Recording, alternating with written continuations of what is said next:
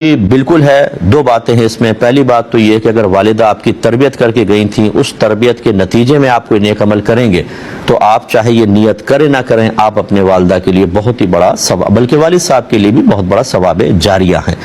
اور فرض کر لیں کہ اگر آپ نے یہ کوئی بھی نیک عمل کیا اور یہ ارادہ کر لیا کہ میں یہ ثواب اس کا ہماری والدہ کو پہنچ جائے، تو علامہ ابن عابدین شامی رحمۃ اللہ علیہ نے فرمایا وہ نیک عمل چاہے فرض ہو، واجب ہو، سنت ہو، نفل ہو، سب کا ثواب ایصال کیا جا سکتا ہے۔ اس پہ دلیل کیا ہے؟ وہ طوالت کا تقاضا کرتی ہے، یہاں وقت بڑا قلیل ہوتا ہے، دلائل سب چیزوں کے موجود ہوتے ہیں، آپ اس پر اعتماد رکھیں۔ ہم بعض اوقات بغیر دلیل کے بات بیان کر رہے ہوتے ہیں،